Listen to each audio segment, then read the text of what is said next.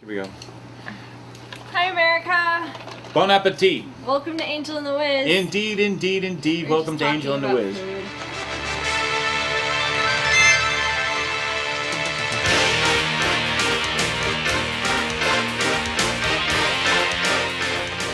Yes, for those of you watching us in New York, you're probably preparing dinner.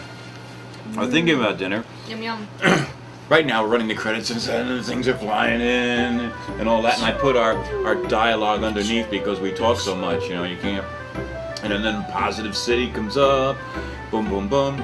And we didn't have a word of the week this week. We have Suzy Blunderful Part 2. Now, Suzy's in 4 parts because, you know, it's too long to put on any one show. So this is Suzy Blunderful Part 2. This was supposed to be the second part of our special 8-year-old scientist who is coming down to speak with us and share his insights into heaven and earth and all that stuff. And I'm sorry it hasn't happened. But sometime in the future, Matthew will join us. And we'll get to see if he actually talks on TV once the lights are on. Then we'll find out. He asked me the other day, he goes, Auntie, are there trees in heaven? And I'm like... Trees in heaven? Yeah, I'm like... We got to get this kid on the show. I'm like, I don't know, I've never been to heaven. He's like, oh, that's right. You'll go there when you die. And I'm like, that's yes. Right. Yeah, let's get off of this topic of the dying part. What's going on? Well, because my cat, he actually, when my cat died in the beginning of July, and at home, in my arms, I was in my bed. Anyway, I was watching him that day too, and so I'm in this hysteric mess, and then I have to go and, like, deal with a dead cat, work, and an 8-year-old. Right. And he saw her body. He saw her dead, lifeless, you know? And, you just have to explain that, you know? You just have to answer the questions, and I did tell him, I said, well, she went to heaven now where she's in no more pain, and he then starts on the whole heaven thing. Right. And then it was good for I was good for like a week or so. Well, he was out of town too, but then when he came back, there was like 3 or 4 days where I had no questions and everything was okay. And then I'm definitely going to talk to him about heaven. Yeah, and then I got the phone call from the vet saying that Lucy's ashes came back because I had her cremated, and I have all my dead cats in a little special little thing. Okay. Listen, I understand. Yeah. Prep pets are like that. I couldn't do that. I couldn't have them around. I'd never get over the loss. So I had him, and I had to go get her. Right. And, you know, so then it starts up that whole process again. And, so. Well. Heaven and death and. Well, Matthew, who is an important heaven aficionado, will be speaking with him sometime in the future. Yeah. Is he ever going to come on? Maybe I'll just tell. Does he want to come on? I don't think he knows. But you haven't even spoken to him about it? I didn't. What are you gonna do? Just be on TV? Yeah, I was actually that day. That was the plan, because I didn't want him. I wanted to talk to him about it. Then he'll start on Mom and Dad. Mom, I gotta go do TV. Well, I wanted to have it be a more authentic experience for you and him, because if he's one of those kids, you know, he'll ask more questions. If it's a surprise. Yeah, if it's a surprise, he'll see, what's the camera? Oh, what's this? And look at that. Oh, and then he'll see himself in the mirror. Right. So is that me? Yeah. Right. Okay. Good. So, so the less that he knows, the more questions he'll have. Oh, goody. Okay. Well, I wish him the very best. Yeah. But I'll probably maybe next week he'll be on. Well, you got to let me know, and you tell those people that you got to deal with that when you make arrangements with the studio, there's none of this last-minute canceling crap. I told Adam when you went to help him out that one day. Did that work out okay? Yeah, I said 10 a.m. and then I go, he's very punctual. I am. And Adam's like, all right, I got it. And I was like... He was good, too. He was watching that clock. They got there by 10 after, because, you know, at 10:30. They had to take the bus, I think. I know. Once he told me they were on the bus, I knew we'd never see them again. Yeah, but I was like... But I said, you have to be there at 10 o'clock. He was there. He was holding down the fort, because at 10:30, if nobody was there, I would be on the phone to you and say, it's 10:30, there's nobody here, I'm gone. Because I believe... Listen, I worked in live television. Only once did I show up at 10:30, 10:25 for a 10:30 show. Okay? And yes, the crew was a little bit grayer and a little bit anxious and everything else. But I had a good crew. And they were ready, and I just walked right in and sat down, and we went live, and it was great. But when you work in live TV, I was unpublished, as a writer. Excuse me, especially about quality control. And one of the articles that I have there is how live TV and quality control have a tremendous amount in common, because what you are doing, you have to really understand that you are providing a product to the people that is in use as it's being made. Yeah. And to do quality control for that, it's a great place to learn how important prior planning is. Teaching is. Yeah, That's you exactly, have to, you're providing, the product is being used as you are as it's delivered. As it's delivered, yeah. And it's, talk about having to have good control of, despite with anything that happens in the classroom, fights, language, and you have to maintain that level of professionalism, be like, This is from Aunt Pat. Would you like to Hi, do Aunt the Pat. first one? This is about the importance of water. Do I read this topic? Yeah, I think you can. This is part of an email she sent Okay. me. How many folks do you know who say they don't want to drink anything before going to bed because they'll have to get up during the night? Heart attack and water. I never knew all of this. It's very interesting. You don't want to read it? Oh, you want me to? Okay. Yeah, because I got one too. Okay. Something else I didn't know. I asked my doctor, why do people need to urinate so much at nighttime? And this came from the cardiac doctor. Gravity holds water in the lower part of your body when you're upright. That's why your legs swell. When you lie down and the lower body, your legs, etc., is now level with the kidneys, it is then that the kidneys remove the water because it is easier. Then this ties in with the last statement. So as you're lying flat, Right. and the water is now, that was being stuck in your legs, Okay. is coming, Oh, wow. it's now even with your kidneys. Right. And it's starting to, think of it like a water bottle, and then when you turn it on Yeah, its sure. side, Right. yeah, so it's now even. So, I knew you needed your minimum water to help flush the toxins out of your body, but this was news to me. The correct time to drink water, which is very important. Drinking water at a certain time maximizes its effect on the body. 2 glasses of water waking up help activate internal organs. Oh. 1 glass of water 30 minutes before a meal helps digestion. 1 glass of water before taking a bath helps lower blood pressure. Oh. And 1 glass of water before going to bed avoids stroke or heart attack. You're kidding. Wow. No. I do drink water in the morning. Wow. Yeah.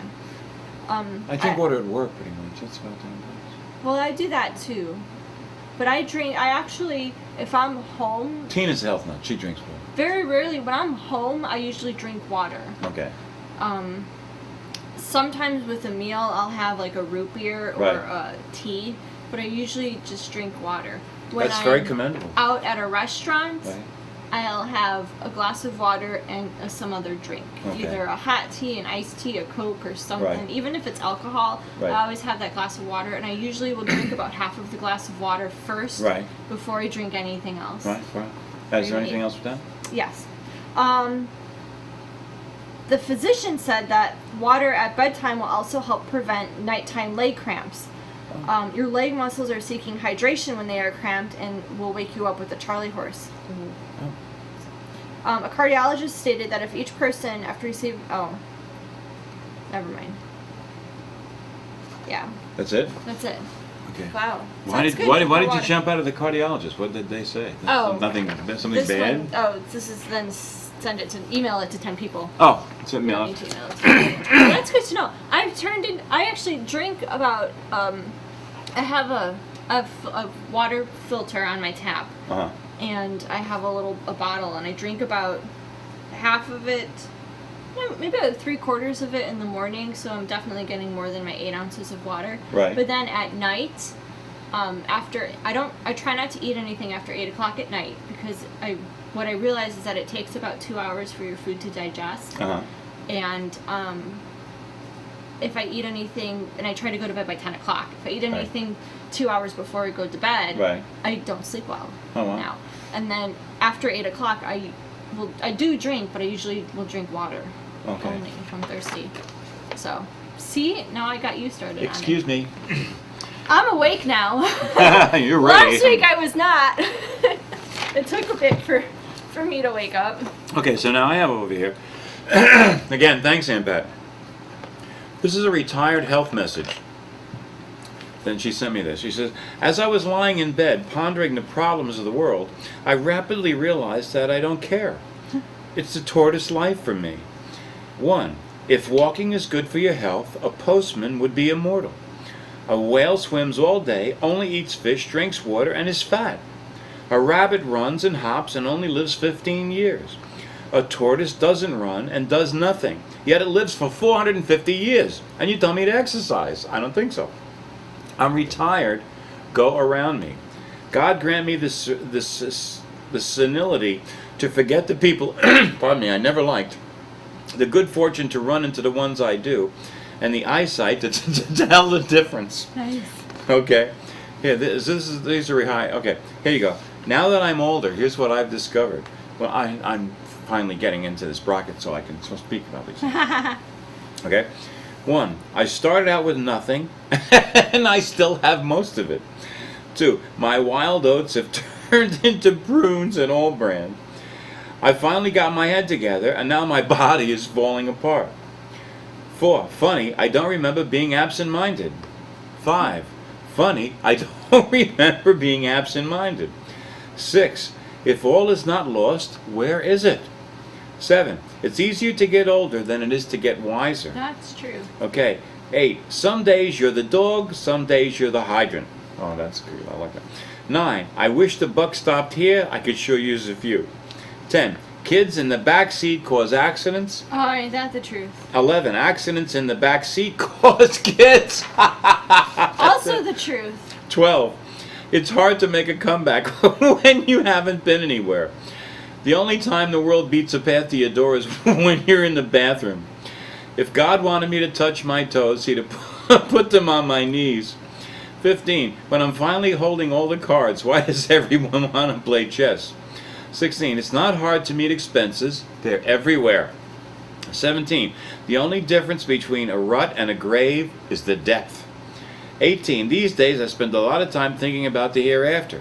I go somewhere to get something and then wonder what I'm here after.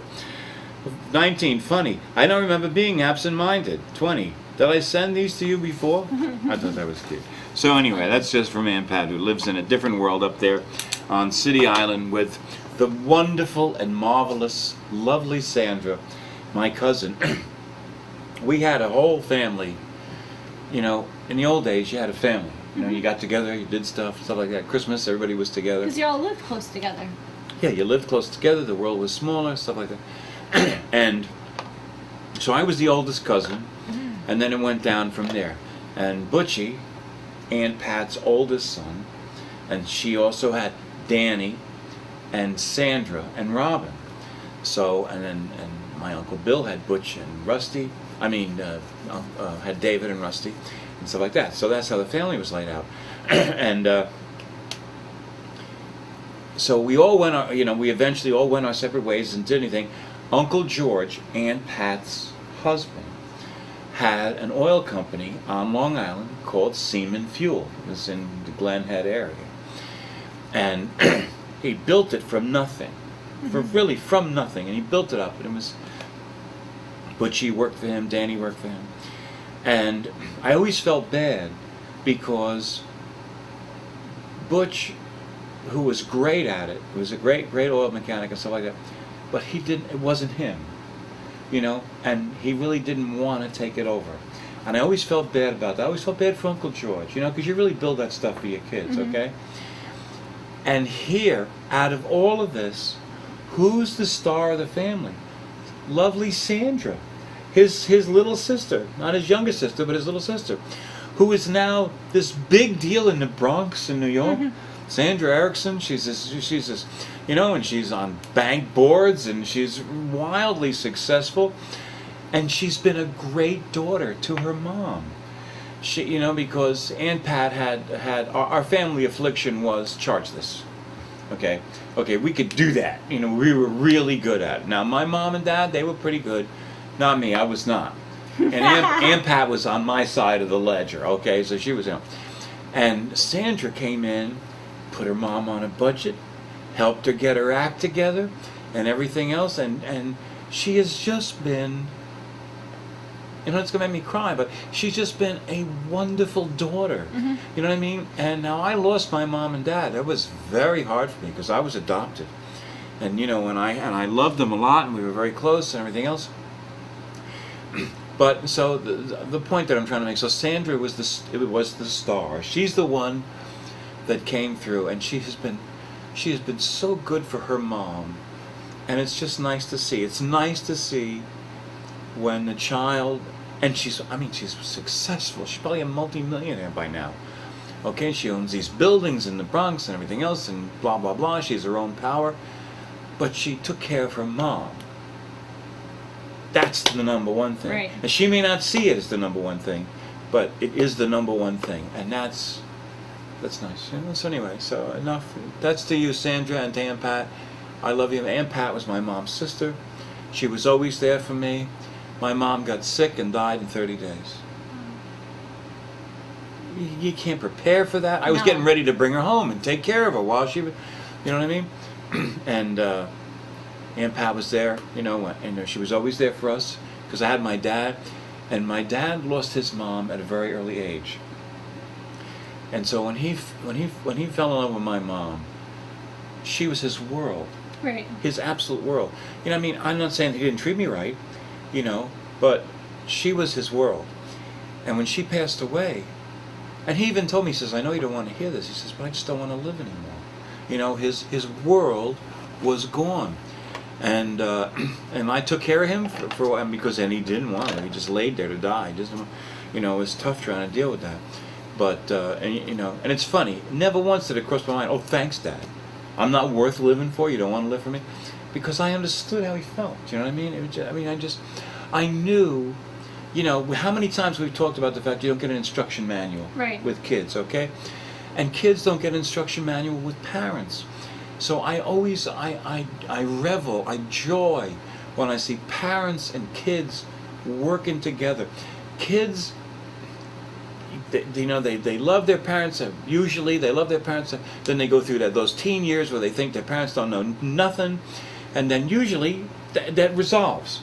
And, you know, and you all come back together. Yes. You know, and then you have that. Then your father has an affair and gets a divorce, and then you hate everybody again.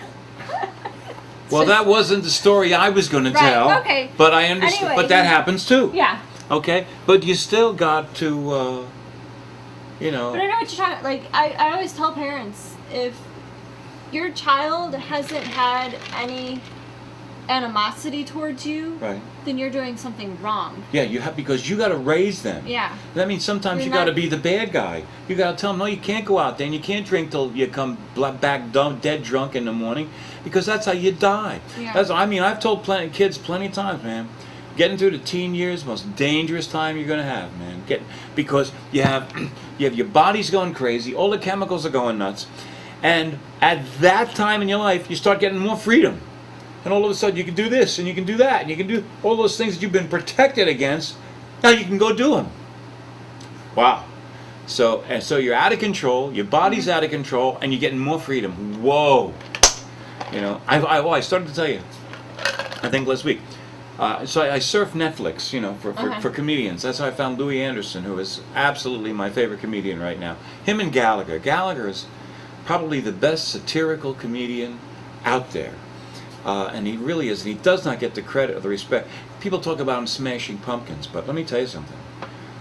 The comments that he does before he smashes those pumpkins are insightful. I mean, they're just profound and funny. Okay, Louie Anderson, great comedian. Well, I found a new comedian. His name is Bill Burr, and it's funny because that's the name of my pedal steel guitar player many years ago. And I watched a few of his shows on Netflix. Excuse me. And while he might use some swear words and he might talk about some sexual things, nothing political that would turn you off, no attacks on anybody that would turn you off, and funny, you know, legitimately funny. And so if you have Netflix, you can look up Bill Burr. He was funny. To me, he was funny. So anyway, I don't know what the importance of that is, but okay. And don't forget that we have something. We watched Lewis Black the other week. on Netflix. Okay. Louis Black, very funny. Really? Yeah. Now I don't, you know. And I know there's a guy out there that does Louie Anderson's shtick. And that, I don't like that kind of thing. This guy, Louie Anderson, does his thing, and this guy is like trying to glom onto that. And I don't, those kind of things turn me off. I'm really, really touchy when it comes to that kind of stuff. But in any event, so the end of this week's show is going to be Suzy Blunderful Part 2. Those are for you that were turning in for the 8-year-old and didn't get him. Sorry. You know, that will fit right in there with the 8-year-old. You'll just, pardon me. Try for next week. We'll see. But you know how you tell them you can't babysit unless you have 24 hours notice? If I don't know 24 hours ahead of time that he's coming, he's not coming. Right. Okay, and you can let them know that. Okay, they pull one of these things again where he doesn't come when I'm expecting him, he's not going to be welcome at all. Oh yeah, no, I was but I sent that to you on Friday. I gave you 24 hours. I sent it to you on Friday. Oh, I'm sorry, I didn't check my email. You know, when I'm off, I get off Thursday afternoon. And then that's it. That's it. I don't check anything until Sunday morning when I want to see where I'm going to work the next week. Yeah, I think I sent the email right around the time that you had called me. Well, and I have to. Which is why I couldn't answer the phone when you called, because I was in the middle of trying to send an email to you. And let me say that, you know, I mean, I could tell by the way you phrased the email that you sent it to me a day ahead of time. Mm-hmm. You know what I mean? And as it worked out, at least I got it early enough to get Suzy Blunderful booked, and I had to do some new graphics for her and stuff like that. And this girl, Karen McGraw. What was her first name? I can't. Oh, no, Kathy? Carol? No, Susan McGraw. Funny girl. She did this all off the top of her head, and I asked her to come down and do some more stuff for the show one time, and I thought she was like a monologue. She would do it by herself, and she thought I was going to be there to interact with her. So I didn't get anything that I could really use because I was doing something else at the same time she was shooting. So, which I felt really bad about. So, Susan, my apologies to you if you're watching the show, because you're so funny on this. And to me, it's funny. You know what I mean? East Hampton, those people are so uptight. Do you know what I mean? So for her to go down and do a bit at the dump in East Hampton is like so contrary to them. Do you know what I mean? It's actually the opposite end. You need to put up something of you. Me? Yeah, like one of those old shows that you used to do, not just songs. Oh, you mean some of the shows? Yeah. Well, I have, you know, I'd have to look and see what I have. I have a show where we went in 1974. We went to Walt Disney World in Florida, and we did the first unauthorized TV show from Walt Disney World. Okay. And we shot their acts, and we put their acts on for the music, and we shot. It was great, and of course they didn't mind because it was great publicity. In those days, I was the king of New York. You know, I was the king of Manhattan for a while. Believe me, in Manhattan, I had my 15 minutes back then, and it was really great. I mean, everybody was watching the show and calling us, and we had the only guide in the business you could see, and we came out with the first. We came out with the first the first cable TV guide at a time when Triangle Publications, which publishes TV Guide, would not recognize cable. There was a real rift between cable and the broadcast. The TV Guide told you what was on broadcast. They would not tell you what was on cable. So we came out, Valerie, the girl I was seeing at the time, she says, you know, if you want people to watch your show, they got to know what's on. Ooh, profoundness, okay? And so she says, it was her idea. Let me give her credit. Valerie Hazley. She's out in California now. It was her idea to put together the first cable TV guide. We called it Off to See the Wizard, which was the name of the show. Cable TV guide. And this picture that you're looking at, what time is it? 24:11. Okay, 24:11. Is a picture of the first cable TV guide. And it was the first time, and it went on to become Total TV, and then they surrendered, and they had to have cable. Bingo. Okay, we have to go. It's time for Suzy the Great. Hi, America. Do something good every day and volunteer at your local happening in the Hamptons. That's right. And okay. You know, all right. Oh, before you leave, you came. I'd like to interview these two beautiful women at the dump. Now, this is a place to meet women, Dave. What's your name? Andrea Carley. This is my mother-in-law. Rose Collie. Now, do you shop here often? Very often. And probably what you're wearing you got here, right? Absolutely. I wouldn't shop anyplace else. You can't beat these bargains. I tell you, what's that commercial Sims does? That our educated, what is it, Dave? Educated buyers, yes, until the price is the very lowest price. And I waited until this was absolutely free, and then I picked it up here. And it's so clean. I mean, you must have gotten it right away. I think somebody had it clean before they brought it here. I think this is really good looking. Check the shoes. Yeah, look at those. I mean, Yeah, definitely. brand new. Definitely. Now your daughter. Let's see your outfit. This looks great. Except somebody spilled some paint on it, but it's okay. Hey, It's okay. and straight from San Diego.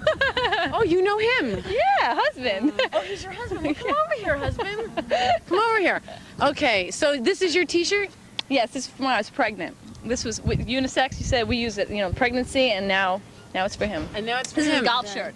I see. I see. Okay. Well, what do you say? I could really use that shirt because I'm pregnant now. Oh. I could use that T-shirt. I think you really should leave it here. Look, you're here. You might as well give something away. I can't use that. It's too big for me to take home in my Volkswagen. But we could tie it on top of your Volkswagen for you, and you could take it home, put it in your living room. It would look absolutely gorgeous. well, the problem is I'm waiting for the Volkswagen to be delivered here to the salvage area. Somebody told me they were going to drop it off today, but until it comes, I hate to keep you waiting. Well, they close at 5, so you're not going to have too much more time. Well, I guess we better get on with the story. Tomorrow, Okay. yes. Well, it was nice to meet meeting you too. Okay. Have you fun look great. shopping. All right. Move on to the gourmet section. The gourmet section, the food section. Yes. Okay. Well, Dave, should we look at some other items? For instance, this terrific thing to put your beers in, or if you can't drink beers and you're on a water diet, I used to have one of these. This is great also as a planter. You can put your plants in here. You can put your pennies in here. If you need to bring your fish along, you can just open up the top, fill it with water, and stick your fish in so they, don't leave home without them. And what other things can you do with this, Dave? You can always soak your head, Suzy. Thanks, Dave. Okay, we get such wonderful things to report on. I am really excited, though, about... come right over here, please. About exercise. And I know that you just signed up today, Dave, for at the fitness center, didn't you, right? Yeah, they told me if I work out every day by the year 2000, I might be able to get in shape. Well, another 200 pounds to go, Dave, and then you'll only have 300 pounds left. Okay, what we have for you, Dave, and for anybody who's really interested... Dave, you want to just follow me around over here? Come on, Dave. I thought when you went to school, because you are leaving to go to New York... Dave, you're ruining the show again.